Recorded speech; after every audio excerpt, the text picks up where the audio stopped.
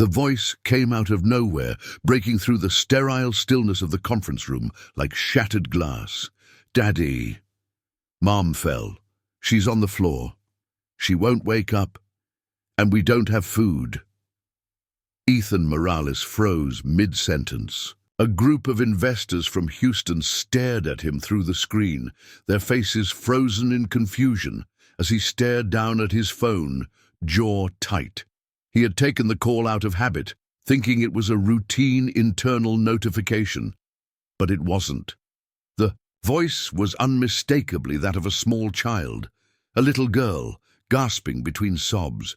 Her desperation clung to the air.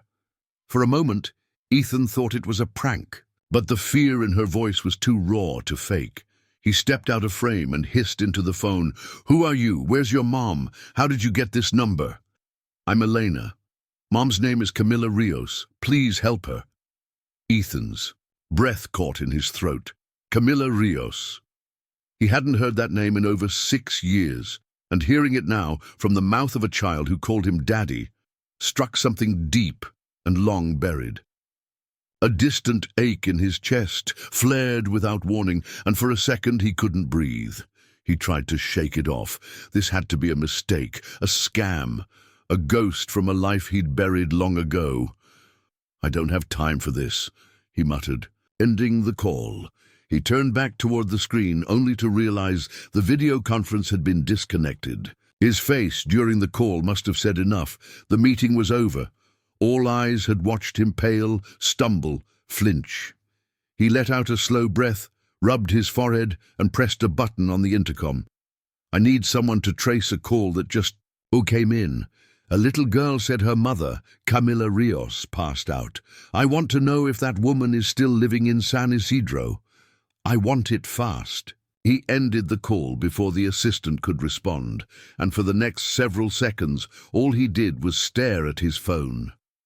The name echoed in his mind like a siren through fog. Camila Rios. Could it really be her? He had promised to come back, and he never did. Unable to sit still, he stood and buttoned his blazer, storming down the hallway of the 34th floor, each step echoing in his head like judgment. He shut his office door behind him, turned the lock, and dialed the number. Again, the same small voice answered, trembling. "Is it you?" she asked. "Yes." "Elena, right? Where are you now?" "At home. Mommy's still asleep. I touched her, but she won't wake up." "Is there anyone else with you?" "No, just me." Ethan closed his eyes. Something in her voice made it impossible to ignore. "Listen carefully. I'm sending someone. Don't hang up. Can you tell me your address?" She recited it with no hesitation. He knew it immediately. The same house where he and Camila had once lived. The house he had walked away from, promising to return.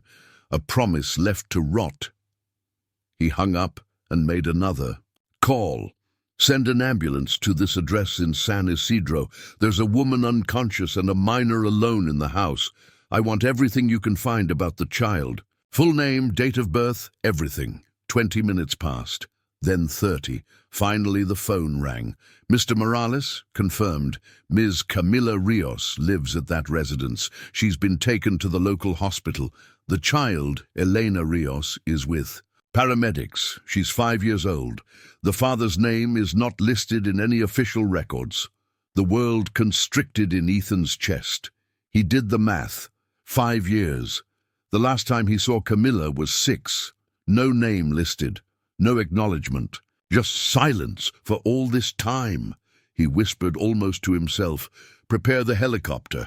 I'm going to San Isidro. Cancel my schedule. I don't want press. Tell Marco I'm off-grid." The flight was quiet. Ethan didn't speak a word during the journey, nor after they landed near the rural hospital. As the car pulled up to the familiar house, he felt something shift inside. The paint was peeling, the front yard overgrown. The air was heavy with heat and memory. He knocked on the door, no answer. A paramedic stepped out from inside. "We took the girl to the hospital. She didn't want to leave her mom's side." Ethan nodded. "And Camilla?" "Stable. Under observation. severely malnourished according to the doctor. Likely hasn't eaten properly in days. Ethan lowered, his head swallowing the sharp lump rising in his throat. Take me to them. At the hospital, he stood beside her bed for over an hour. Camilla lay pale and thin beneath the sheets. A quiet dignity lingered on her face, even in weakness. Elena slept in a chair at the corner of the room, clutching a worn-out doll. When Camilla opened her eyes and saw him, she didn't flinch, didn't shout. She just said quietly but firmly, "I don't want to see you. I'm not here to fight," Ethan said softly. "I came because I heard my daughter ask for help." "Don't call her that," Camilla said, struggling to sit up. "You never cared. Don't pretend you do now. I didn't know. Lies I wrote. I came to your building. They threw me out like a mad woman." Ethan froze. He remembered none of it. His gatekeepers, his corporate wall. Had they buried her? Cries before he could ever hear them. "I didn't know. I swear, Camilla. If I had, I never would have." She raised a hand, exhausted. "What now? You came to play hero, fix it all with money." "No. I want to help. But not just with money." Camilla turned her head toward Eleanor, still asleep. "She doesn't know you. I never spoke ill of you. Do you know why?" Ethan shook his head. "Because I didn't want her heart filled with hate. Hunger was enough. That cut deeper than any insult. I don't want this to happen again," Ethan said. "I can't undo what's been done, but I can be here now. For her. For you." Camilla gave a bitter laugh. "You think groceries erase 6 years. You think showing up late makes you a father." "No," he said, "but I have to start somewhere." She looked at him, tired, unsure. Her eyes held fire, but behind it, hurt. "I won't leave," he said. "Not this time." There was silence. The slow beeping of the monitor was the only sound. "Fine," she whispered. "But one condition, you don't make decisions. You don't play dad. You earn it. You earn her." "I accept," Ethan said without pause. At that moment, Eleanor stirred. She looked at her mother, then at him. Her gaze lingered, uncertain. "Is he going to live with us?" she asked. Camilla stroked her hair and didn't answer. Ethan crouched beside the chair. "No, sweetheart. I'm just here to help." Elena nodded slowly, the fear in her eyes softening, not gone, but loosening its grip. That night, Ethan stood outside their house again, hands full of groceries and children's books. He didn't wear a suit. He didn't bring a chauffeur. He brought presents. He brought the first brick in what he hoped could become something real. The hallway outside Camilla's hospital room smelled faintly of bleach and old walls. Ethan sat alone on a cracked vinyl bench, hands folded, eyes fixed on the pale green linoleum beneath his feet. He hadn't moved in nearly an hour, except to glance occasionally through the narrow window in the door. Inside, Camilla lay resting. Elena had curled up in the corner chair again, her tiny body wrapped in a hospital blanket, her doll pressed to her chest like armor. Ethan was used to silence. In boardrooms, it was strategic. In negotiations, it was a weapon. But this silence was different. It had weight, memory, regret. He didn't know what he expected when he got on that helicopter. Maybe anger, maybe forgiveness. But what he found was far more punishing, indifference laced with pain. Camilla hadn't shouted, she hadn't begged, she hadn't even asked why, because she already knew or had long stopped caring. A nurse passed by, gave him a polite nod, and disappeared around a corner. He stood, ran a hand through his hair, and stepped back into the room. Camilla was awake, her eyes open, fixed on the ceiling. "I brought some clothes for Elena," Ethan said, voice low. "And some soup for you. It's just from the cafeteria." "But I'm not hungry," she interrupted, her tone flat. He nodded and set the items down anyway. For a while, neither spoke. The only sound was the hum of the fluorescent lights and the occasional chirp of a monitor. Finally, Camilla broke the silence. "She asked me this morning if you were her real dad." Ethan looked at her, but said nothing. I said yes. She continued, because it's the truth, but I didn't know how to explain the rest. He stepped closer. You shouldn't have had to explain it alone. No, she said sharply, eyes meeting his. But I did. And you know what's worse than explaining why someone isn't there? Pretending they never existed. Ethan felt it all over again.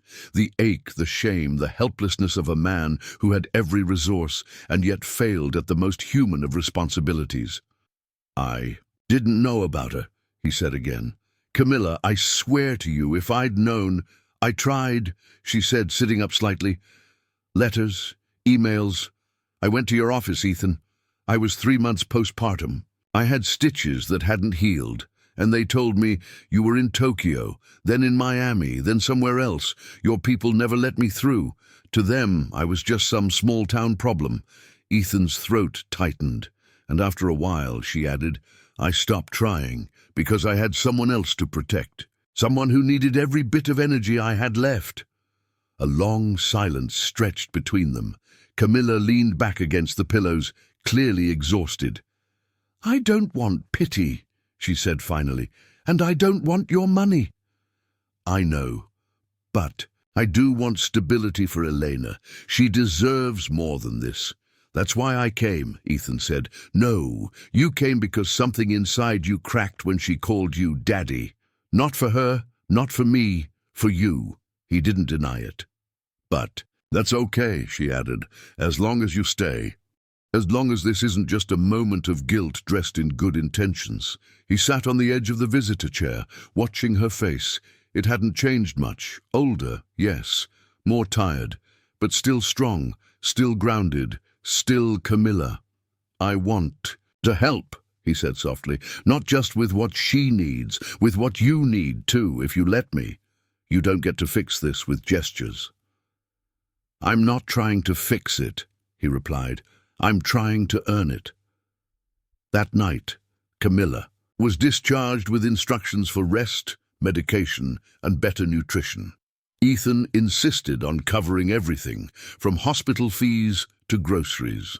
She didn't argue, but her silence made her boundaries clear. Back at the house, the air was thick with heat and memory. Nothing had changed in 6 years. Same chipped walls, same worn couch. But everything felt different. Ethan moved carefully, like a guest in a museum of a life he'd abandoned. Elena took to the living room floor with the box of crayons he brought, sketching quietly on the back of old receipts and magazine pages. Camilla folded clothes near the window, her movements slow, deliberate. Ethan remained still, observing. What are you drawing? He asked Eleanor after a while. A house, she said, not looking up. And a tree. And me. He hesitated, then crouched beside her. Do I get to be in it too? She shrugged. I don't know how to draw a dad. The sentence hit him like a slap, not with malice, just honesty. He took a crayon gently. Maybe we can invent one together? She watched him carefully, nodded once. Slowly he began sketching a simple figure beside hers. When he was done, she frowned, then grabbed a red crayon and drew a cap on the stickman's head. Now it looks better, she said. From the corner, Camilla watched everything, quiet, guarded, but she didn't stop them, didn't tell him to leave. Later, as night settled in, Ethan rose to go. He stood in the doorway, uncertain. I'll come by tomorrow, he said. Camilla didn't answer immediately. Then softly, if you bring milk, make sure it's whole. She doesn't like the skimmed kind. It wasn't permission, but it wasn't a wall either. He nodded and stepped into the dark. The next morning, Ethan returned with a paper bag full of groceries, books, and a small box of watercolor paints. Elena greeted him without fear this time. She showed him her newest drawing, a purple cat with wings. He laughed and sat beside her. Camilla cleaned dishes at the sink, listening with one ear. I was thinking, Ethan said, maybe Elena should see a doctor in Monterey. A full checkup. Camilla glanced over her shoulder. She's thin, he added. She looks small for her age. She's thin because sometimes the food runs out, not because she's sick. I know, I just want to make sure. Camilla dried her hands and turned to face him. You can suggest things, but you don't decide things. Not here, not yet. I understand. And he did. He stayed most of the morning, not talking about business, not about the past, just listening to Elena, answering her questions, folding paper planes. When Camilla needed to go into town to buy fabric, she surprised herself by asking him to stay with the child. Just for an hour, she said. If she gets cranky, put on the cartoon channel. It calms her. He nodded, almost military in his seriousness. She left without looking back. When she returned 2 hours later, the house was quiet. She walked in carefully, unsure of what to expect. Ethan was asleep on the floor, his head resting on the side of the couch. Elena lay on the couch, fingers wrapped loosely around his. Camilla stood in the doorway, bags in hand, and didn't say a word. She just watched. Mornings in San Isidro always began slowly. The kind of slow that made everything feel suspended in dust and light, as if the world took its time to open its eyes. On that particular morning, Ethan Morales woke up still on the floor of the modest living room, his head tilted awkwardly against the edge of the couch. His hand, numb from sleep, was gently held by a smaller one, Elena's. She was still asleep, her breathing steady, her doll tucked under her chin. Ethan didn't move. Not at first. He let the moment settle. The silence around him. It was fragile, almost sacred. He couldn't remember the last time he had shared a moment like this with anyone, much less a child who carried his blood, but none of his memories. And yet, she had reached for him in her sleep. That meant something. Maybe not everything, but enough to stay. Later that day, he returned to the house carrying groceries, school supplies, and a second-hand fan wrapped in plastic. Camilla opened the door slowly, not surprised to see him, but not entirely open either. She eyed the bags in his arms with suspicion, her voice low and firm as she asked whether he was trying to buy his way back in. Ethan didn't argue. He simply replied that she had mentioned whole milk, and he brought some. Her silence didn't welcome him, but it didn't reject him either, and that was enough. The rhythm of their fragile reunion began to take shape across the following days. Ethan kept showing up, not loud, not forceful, just present. He brought what they needed, soap, fresh fruit, storybooks, and never expected anything in return. He arrived without agenda, stayed without overstepping, and left only when it felt right. Elena, curious but cautious, began to accept him in small doses. She didn't ask questions at first. She observed. She followed him with her eyes when he fixed the broken leg of the kitchen chair or peeled apples and cut them into neat slices. She listened when he spoke to Camilla with quiet respect. She watched how he waited for permission before joining their routines. Ethan learned quickly. He learned that Camilla never asked for help, but often needed it, that Elena's moods dipped after lunch, and that the quietest hour in the house was always just after 3 in the afternoon. It was the hour when Elena grew restless and Camilla grew tired, and no one said much of anything. One evening, as Camilla folded laundry near the window, Elena sat cross-legged on the floor beside Ethan, scribbling shapes into a notebook. Without looking up, she asked him if he knew how to ride a bicycle. He smiled and told her he used to, though it had been a long time. She seemed satisfied with that answer and said that maybe one day he could teach her. It wasn't a promise, it was just an idea, but it stayed with him. As the days passed, Ethan started to feel the weight of Elena's attention shift. She was no longer just watching him. She was inviting him little by little into her world. Sometimes it was a drawing she wanted to show him, sometimes a question, why the moon looked different every night, or whether foxes really liked grapes. Each question was a small bridge. He crossed each one carefully. Camilla noticed, even if she didn't comment. One morning, while washing dishes, She said without turning around that Elena had started to talk about him when he wasn't there. She was trying to understand who he was and why he hadn't come sooner. Then Camilla asked him directly, not with anger, but with a worn-out softness, why he hadn't been there from the beginning. Ethan told her the truth, that he hadn't known, that no one had told him, that he had been buried in work and distance, and by the time he realized something was wrong, it had already been years. Camilla listened without responding, and in her, silence. Ethan understood that pain doesn't always come with shouting. Sometimes it's quiet, like a wall you stop trying to climb. When she began asking him to stay with Elena while she ran errands or went to her clinic appointments, it felt like something significant had shifted. She gave instructions every time, always detailed, always slightly rushed, as if unsure whether she was making the right choice. What snacks the girl liked, when to turn on the cartoons, which blanket she used for her nap, and every time Ethan took the list as if it was sacred. Those hours alone with Elena became the quiet center of his days. They built towers from old plastic containers, shaped animals out of paper, read the same picture book until the spine wore thin.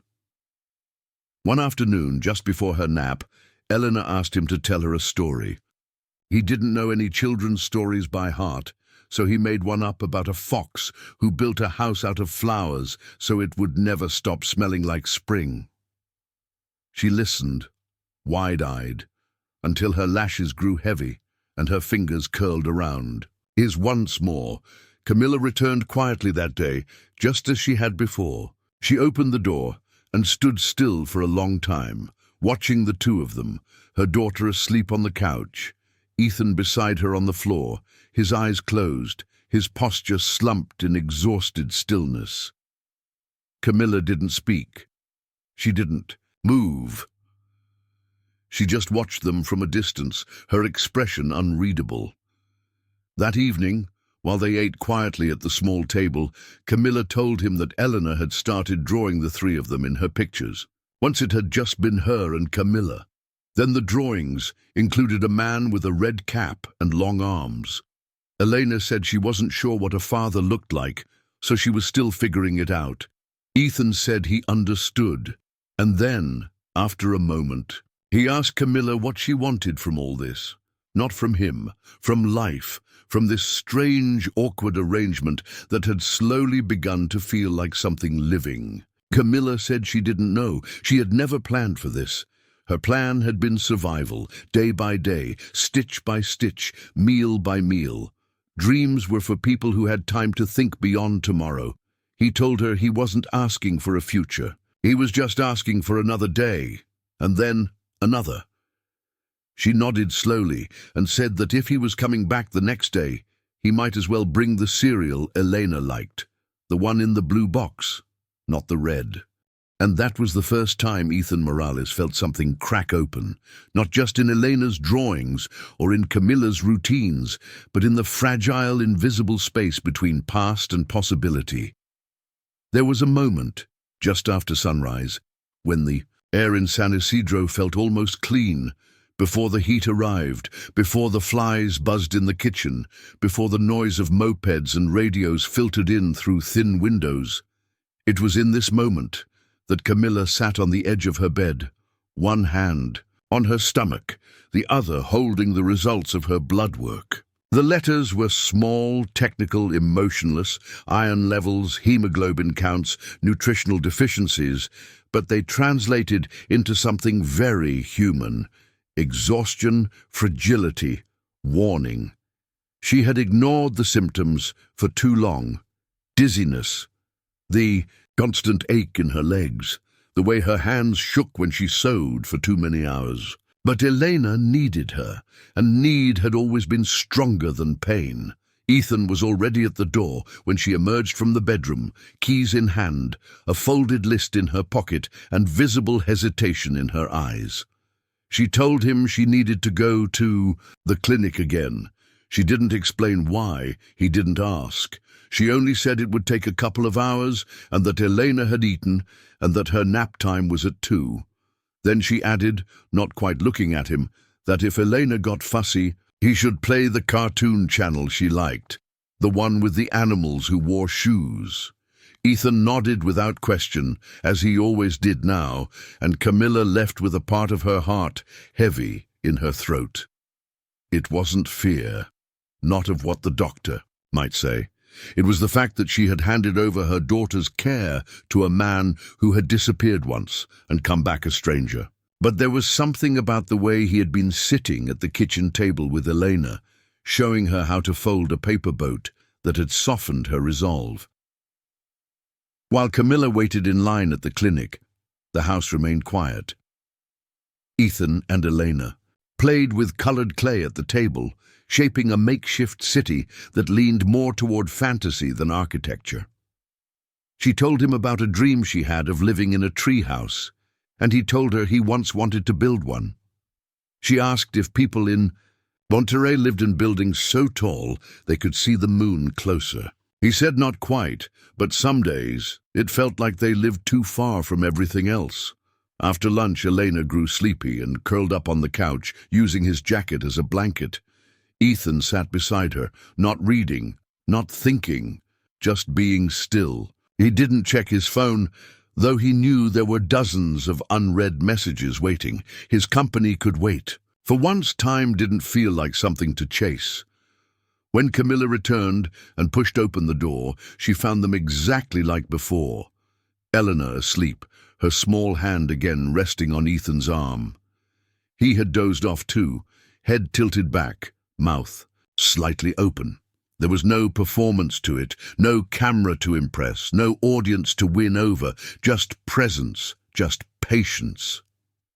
She placed the bag of medicine on the counter and didn't speak. There was nothing to say. Not then. That evening, while Elena played quietly in the corner, Camilla sat with Ethan in the kitchen. Her voice was measured and low when she told him that the doctor had confirmed what she already suspected. She was severely anemic. Nothing immediately life-threatening, but the warning was clear. She needed rest. Fewer hours at the sewing machine. Better food. No more rising before dawn and going to bed after midnight. Camilla didn't look at him as she spoke. She kept her eyes on the teacup in her hands. Ethan listened without interruption, his fingers wrapped around his own cup, untouched. When she finished, he asked if she would consider coming back to Monterey with him, just for a while, until she regained her strength. Elena could start school. She could focus on getting better. Everything would be taken care of. Camilla looked at him, and for the first time her expression didn't hold anger or defense, just weariness.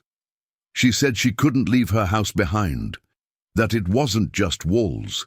It was Eleanor's world, her memories, the only place she'd ever known stability, however fragile, that she didn't want to move just because now, suddenly, he had time. Ethan nodded, understanding more than she expected. Then he asked again, not to insist, not to persuade, but to offer.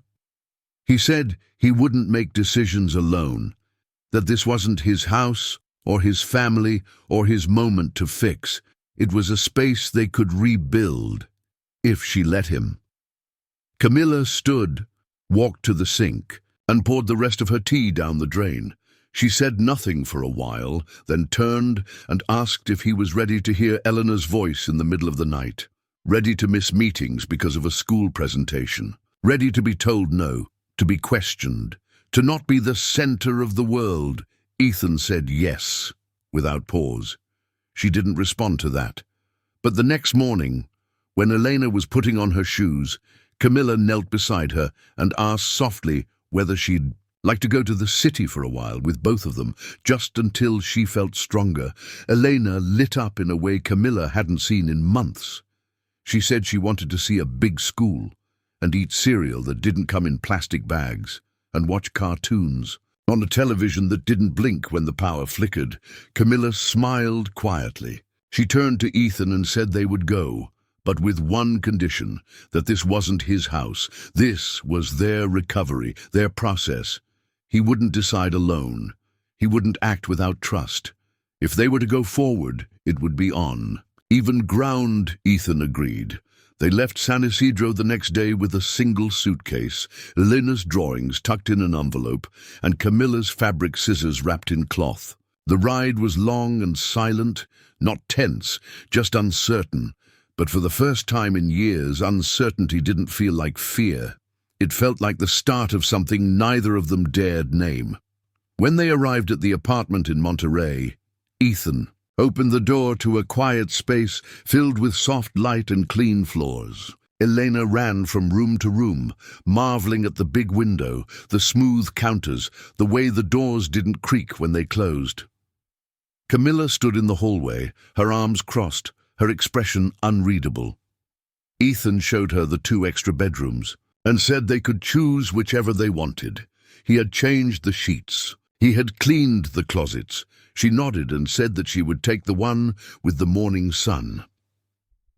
That night, after Elena had fallen asleep on a bed too big for her small frame, Camilla stood by the window, looking out at a city that no longer seemed so distant. Ethan stood beside her, not touching, not speaking, just present. She didn't thank him. Not yet, but she didn't close the door behind her when she walked into the kitchen either, and that, Ethan knew, was something. The apartment in Monterey was quieter than Camilla expected, not in the way small towns are quiet, with their distant dogs and clanging church bells, but in the way sealed windows mute the world outside. The silence there was intentional, designed, manufactured. Everything in that place had sharp corners and soft textures, clean rugs, folded towels, unused. Magdalena adjusted quickly. Children are made for adaptation, as long as they feel safe. She loved the elevator, the big window in her bedroom, and the television that didn't blink out every time someone in the building turned on the microwave. She filled the space with drawings taped to walls, socks always half-folded on the floor, dolls lined up as if they were watching a show she directed. She asked questions constantly. What time does school start here? Why do elevators have mirrors? Can we live on the roof? If we want. Camilla, on the other hand, moved more cautiously. She never sat long, never left things out. She kept her bag close, her phone closer. For the first few nights, she barely unpacked. She watched the city through the window with the same suspicion she had once reserved for Ethan himself. The truth was, she didn't feel like she belonged there. Not yet. Maybe not ever, Ethan noticed. He didn't say anything. He didn't try to change it. He simply made space. He prepared breakfast early, toasted bread the way Elena liked, made coffee the way Camilla used to at home, strong with a pinch of cinnamon. He answered Elena's questions, gave her crayons, showed her how to water the plants on the balcony, and when Camilla needed space, he took Elena to the park, just for an hour, sometimes more. One night, Camilla rose from bed to get water and found Ethan in the living room, sitting on the rug with his laptop, piles of school brochures spread out around him. He looked up and explained, without prompting, that he was researching schools nearby. He wasn't trying to decide anything, he said, just gathering options. Camilla crossed her arms and told him that she hadn't asked for that. Ethan nodded and replied that he knew, that it wasn't a decision, just information. She looked at the pages, then at him. She didn't argue, but she didn't thank him either. That, too, was becoming a language between them. Days passed, not quickly, not slowly, but with a kind of rhythm that neither of them had expected. Camilla began to sleep longer. She followed the doctor's instructions. She ate better. She stopped waking up before dawn. Sometimes, in the quietest part of the morning, she caught herself breathing without urgency. That scared her more than she wanted to admit. Elena, meanwhile, came alive in new ways. She began talking about her future with unexpected specificity. She wanted to be a veterinarian, or maybe an astronaut, or a librarian with a secret room full of cats. She learned to pronounce Monterey with a sense of ownership. And one afternoon, while she drew on the balcony floor, she asked Camilla if they would stay forever. Camilla didn't answer. She kissed her daughter's head and told her to finish her drawing before the wind took it away. The school visits began quietly, just the three of them walking hand in hand, Ethan always carrying Elena's backpack, Camilla always scanning every hallway as if checking for exits. At the second school, the principal welcomed them warmly and said Elena could start midweek if she wanted. Her reading level was above average. She was observant. She had good questions. Later that day, back at the apartment, Camilla sat at the kitchen table and whispered that she couldn't believe Elena was already ready for a classroom like that. Ethan said it was because she had been teaching her all along. She scoffed, but didn't argue. On the morning of her first day, Elena woke up before anyone else. She had dressed herself in a mismatched outfit and was already at the table waiting for breakfast, legs swinging under the chair. Camilla fixed her blouse, braided her hair, and packed her lunch with a kind of ceremony neither of them had ever known before. When they arrived at the school gate, Elena squeezed both their hands and walked through without looking back. Camilla stood there for a long time, longer than she needed to. Ethan didn't rush her. Later that day, over tea in the kitchen, Camilla asked Ethan what he was giving up by being there. He said he had learned to delegate, that someone else could sit in meetings, that his company had enough people to run without him for a while. Camilla narrowed her eyes. She said she didn't trust sudden changes. He said it wasn't sudden. It had started the moment he heard a little girl call him Daddy through a phone line, and something inside him snapped clean. That night, as they sat with Elena while she showed them her schoolwork, Camilla watched Ethan carefully. He didn't correct, he didn't interrupt, he listened. When Elena asked if he had ever built a school, he said no, but that he would love to help build a treehouse one day if she wanted. And when she asked if he would still be there next week, he answered with only 2 words: "I will." After Elena had fallen asleep, her drawings scattered across the floor, Camilla leaned against the counter and asked him if he had meant it. All of it. The changes, the pause in his life, the sudden willingness to be different. He said yes, that. It wasn't a story he was trying to tell. It was a story he wanted to live, 1 page at a time.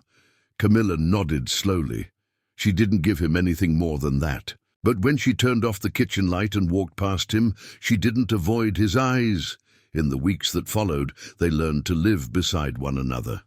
Not as a couple, not yet, but as a rhythm, a habit. A quiet team built on small rituals. Lunchboxes packed, drawings admired, medicine remembered, groceries shared. Camilla began spending time on the balcony, her fabrics in a pile, her sewing machine humming softly again, not as work, not as survival, just as creation. One day, Ethan suggested she teach others, maybe open a workshop, maybe share what she knew. She rolled her eyes and said she didn't need his business strategies, but later that evening she mentioned it again, just in passing, as if the idea had planted itself, even if she wouldn't admit it. The apartment was still not hers, but it was no longer foreign.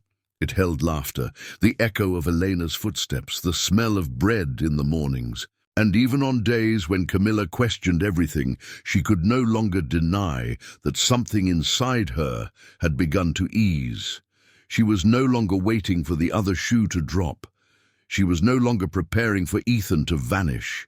She was simply watching, waiting, and slowly, very slowly, allowing the silence between them to become something else entirely.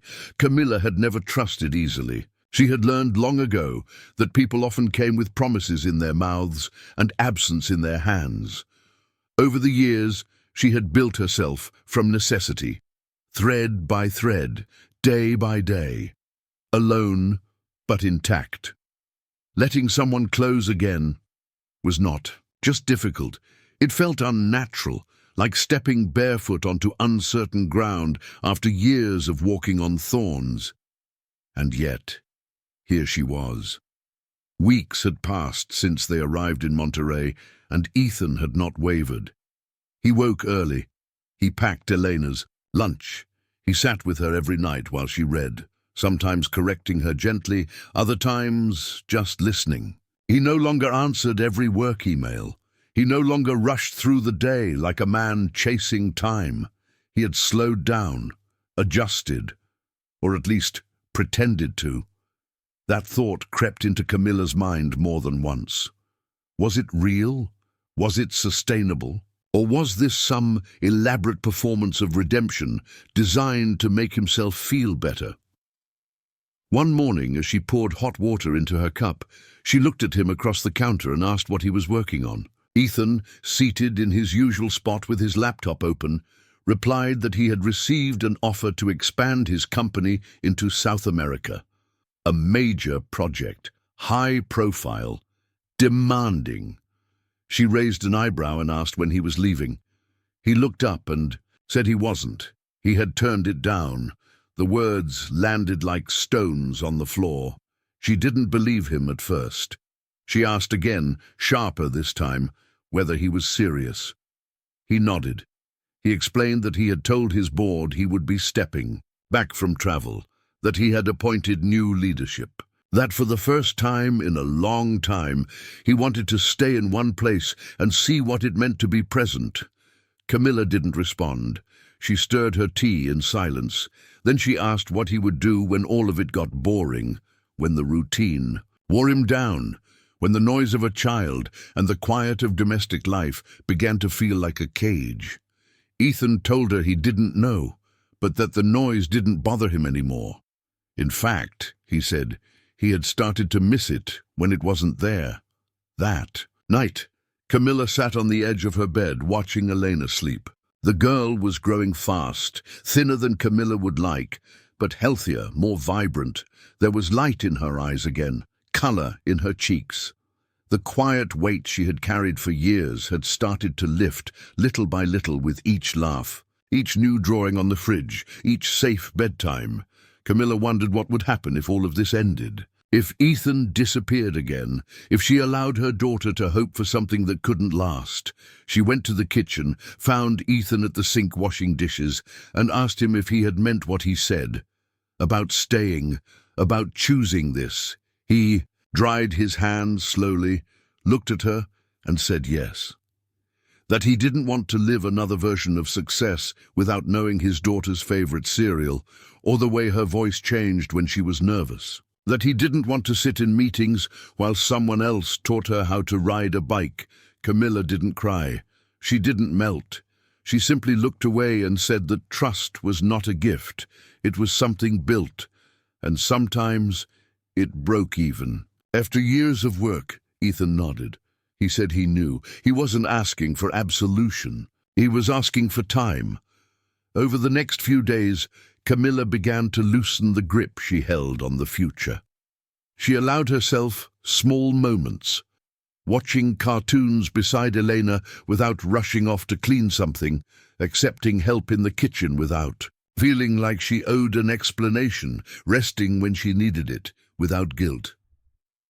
One afternoon, while Ethan and Eleanor played quietly with building blocks on the living room floor, Camilla watched them from the doorway.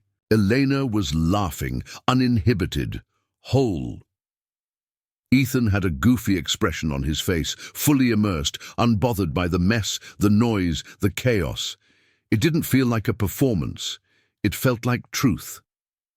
That night, Camilla asked him what he would have done if he had found out about Elena earlier. If things had gone differently. He said he probably would have ruined it, that he was arrogant back then, too busy pretending to build a future to realize what he was losing in the present. Then he added something she hadn't expected. He told her he still remembered the letter she sent, the one she slipped under the door of his office. He hadn't opened it then. His assistant had tossed it aside. But when he heard Elena's voice that day on the phone, he thought of it. He remembered her handwriting. The way it had looked rushed, desperate. Camilla said nothing for a long time. Then she whispered that she had written 3 letters. Not one. Only one had made it far enough to be tossed. Ethan didn't respond. He didn't apologize again. He just sat with the weight of what had been lost. In the morning, Camilla received a message from the small workshop in San Isidro where she used to sell her sewing. They had space again. A table waiting. A spot she could return to if she wanted. 2 weeks from now. She didn't answer right away. She didn't tell Ethan, but the decision hung in the air like dust in a sunbeam, visible, suspended, waiting. That evening she stood in the hallway and watched her reflection in the glass. This wasn't her home, not entirely, but it didn't feel like someone else's either. It felt suspended, like she was floating between 2 shores, unsure which one to land on. Ethan approached quietly, asking her if she had plans for the weekend. He mentioned a trip, just the 3 of them, a short drive, a park with animals, maybe a picnic. She asked if he was planning family outings now. He smiled and said only if she wanted to come. Camilla replied that she wasn't sure if she wanted to stay, but she wasn't sure if she wanted to leave either. And maybe for now, that was enough. He nodded and said they could live in the maybe. For a while, he wasn't in a rush. He just wanted to stay in the same sentence as her for a bit longer. That night, as they cleaned up after dinner, Elena held up a new drawing. 3 figures under a tree. A woman with a flower in her hand. A man with a red cap. A girl holding both their hands. Camilla took the drawing and stared at it. Then she looked up and said quietly, almost to herself, that trust wasn't easy. But maybe it wasn't impossible either. The city was quiet on Sunday. Mornings. Monterey, in its usual pace, always hummed with motion, cars, buses, people moving toward things. But early on weekends, there was a brief stillness, a breath held between sunrise and routine. That morning, Camilla stood at the window, watching the light shift over the tops of distant buildings, holding a mug of coffee that had long gone cold. The silence in the apartment was not heavy. It was the kind that came with presence, rather, than absence. In the other room, she heard Ethan laugh softly, a real laugh, low and unguarded. She leaned slightly toward the doorframe and saw him sitting cross-legged on the rug, Eleanor on his shoulders, clapping and giving instructions with the confident tone of a small general. They were building something out of couch cushions and cardboard tubes. A castle, she had said, and in the middle of it all, a single crayon drawing taped to the side, 3 stick figures beneath a giant yellow sun. Camilla watched them without stepping into the room. The moment didn't need her interruption. It only needed time. Later that morning, after breakfast and a few spilled glasses of juice, Ethan suggested they go outside. Not to a mall, not to a noisy plaza, just to the quiet street nearby. Elena had a bicycle now, small, second-hand, its training wheels slightly wobbly but functional. Camilla had bought it during the week without telling anyone, just left it by the door with a note that read, "If she's going to fall, at least let it be on something hers." Ethan understood the gesture for what it was.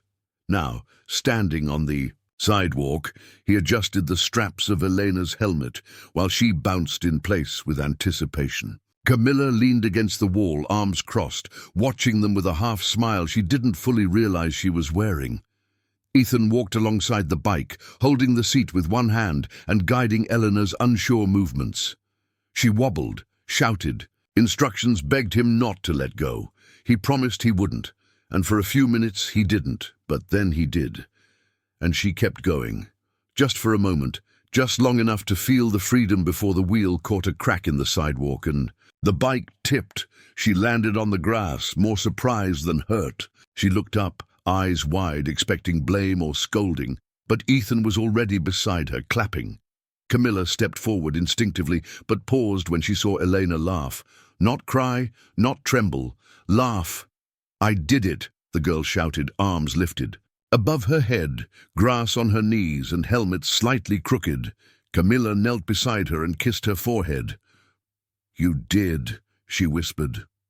That afternoon, while Eleanor napped with the helmet still on her head and a small band-aid on her elbow, Camilla and Ethan sat at opposite ends of the couch, neither speaking at first.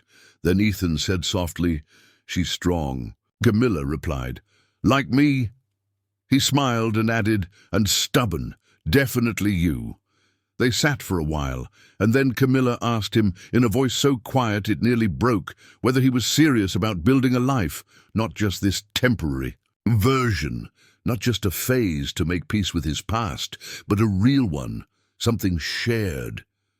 Ethan looked at her and answered without hesitation. He said that if this, what they had, what they were building slowly, if it continued to feel right, then yes, he wanted it to be real.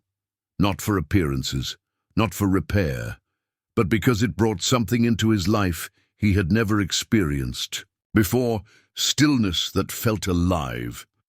Camilla looked at her hands for a long time. Then she asked him what would happen if she said yes, if she allowed things to grow, if she stopped watching the door as if he might leave again.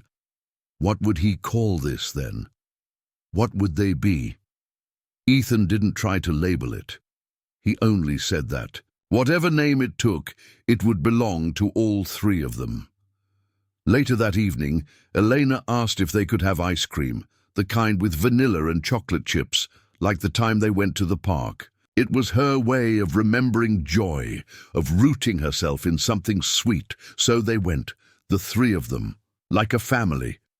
But no one said that word aloud. At the ice cream shop, Camilla ran into someone she hadn't seen in years, an older woman.